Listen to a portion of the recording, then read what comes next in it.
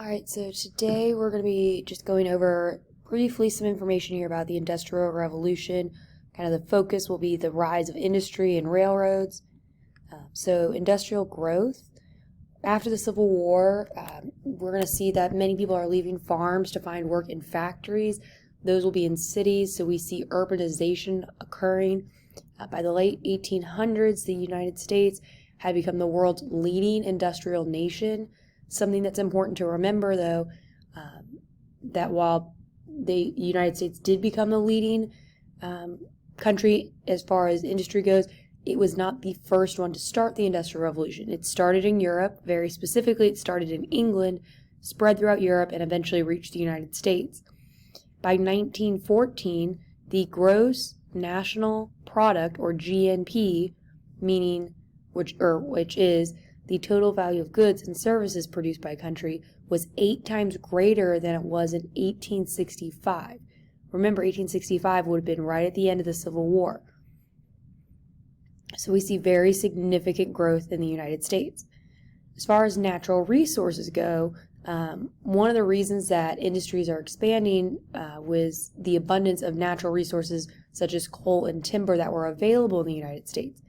Many resources were located in the West, in those newer territories and areas. So, last week you guys read about the Native Americans and the Great Plains. This is kind of the area that we're talking about as far as the West. We also see the Transcontinental Railroad is going to be bringing settlers to the West, and then it's going to be collecting the resources from the West and bringing them back to the East. Petroleum is going to be a new resource during this time. It's being developed and utilized throughout the country. It was turned into kerosene, which is going to be able to be used for lanterns and stoves and a few other household appliances during this time. In 1859, we see Edwin Drake drilled the first oil in Pennsylvania. Oil fields are soon going to develop across the country. Oil production is going to help expand the nation's economy. It's going to be used as a fuel source, so it's very important. During this time, we're also seeing the population growing drastically. Americans are seeing this growing population provide for industries, both because there's a larger workforce, meaning people available to work, but also because there's more people, there's a higher demand for their product. The population increase resulted from both large families, meaning like people having more kids, but also there was a significant increase in immigration. Between 1870 and 1910, over 20 million immigrants are coming to the United States. And we are starting to see a large growth in the Chinese and Japanese immigration during this era specifically. New inventions. So inventions are also contributing to the growth of industry. For example, in 1876, Alexander Graham Bell develops the telephone. It changed both business and personal communication. Thomas Edison, of course, created the phonogram and the light bulb, among other devices. And in 1882, an Edison company began to supply electric power to New York City. Obviously, electric power forever changed American society.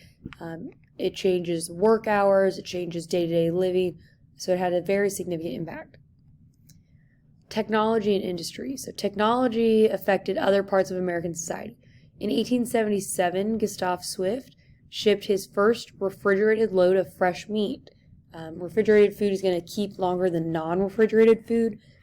Prior to the invention, you'd have to use spices such as salt to try and help preserve food, but now you have a box essentially that can keep it cold or frozen even. New machines helped the textile industry produce cloth faster. As a result, we see standardized clothing is being made along with shoes. What I mean by standardized clothing, think when you go to buy a new shirt. It's not a custom-made shirt for you. It's maybe a small, medium, or large, or extra large. Those are standard sizes, and that's what's occurring during the Industrial Revolution. We also see prices are dropping during the Industrial Revolution because it's becoming more efficient to produce these items. The United States functioned as a free market. The free enterprise system also helped industry in the United States expand. In the late 1800s, many Americans embraced the idea of laissez-faire policies, which all this really means is that the government should not interfere in the economy except to protect property rights and maintain peace. They believed a free market in which companies competed could lead to more wealth for everyone. This policy also promotes keeping taxes low and trying to limit the government's debt. We see entrepreneurs during this time. The chance to gain wealth attracted entrepreneurs, so people wanting to take risk with their capital in organizing and running businesses. Many New Englanders invested capital in building factories and railroads. Foreigners are also going to start investing in American industry because of the great growth that is going on and the chance to kind of strike it rich in the American dream, working hard and becoming rich. Government intervention. So in many ways, the U.S. government was laissez-faire in the late 1800s. However, there are a couple ways that we could challenge that it maybe wasn't as laissez-faire as people wanted. The government actually aided the industry. Congress passed the Moral tariff. It nearly tripled tariffs on other imported goods. This made imported goods cost more than American goods, which is going to kind of force the hand of Americans to shop local, if you will. The government gave land grants to Western railroads and sold land with mineral resources for less than what it was actually valued at, with the intent that then industries would buy this up and utilize it to grow the economy. So push for free trade. So the issue with high tariffs, they kind of contradict or run in counter with the laissez-faire policies. Tariffs are going to cause foreign countries to raise tariffs against American goods. This is going to hurt Americans trying to sell their goods abroad, particularly farmers. So despite the effect, many businesses and government leaders still thought tariffs helped new American industries compete with those larger European industries. By the early 1900s, many American industries were large and very competitive, and so business leaders began to push for free trade, meaning eliminating these tariffs because at this point they were strong enough to compete without them. But it also then created a bit more of a challenge for smaller companies to come into the action. All right, so the railroads, specifically talking about the Pacific Railway Act. So in 1862, President Lincoln signed the Pacific Railway Act. It called for a transcontinental railroad to be built by Union Pacific and Central Pacific Railroad companies. Each company got long along the route of the tracks, meaning that they each made pretty substantial progress. The Union Pacific Company started in Omaha, Nebraska in 1865. It employed as many as 10,000 workers at one time, and a lot of those workers included Civil War veterans, immigrants, and ex-convicts. Because there is a labor shortage going on out in California, though, the Central Pacific Company hired about 10,000 workers from China, and this is going to be really important to keep in mind when we get into the Chinese Immigration Acts later on. This transcontinental railroad is going, from the Atlantic to the Pacific. So we are very familiar with time zones. Those did not exist when this first was created. So before 1860, the United States had hundreds of these small railroad lines. And then as these larger rail lines are being built, they're taking over, they're combining the smaller ones, and they're starting to become scheduling issues because we don't have time zones.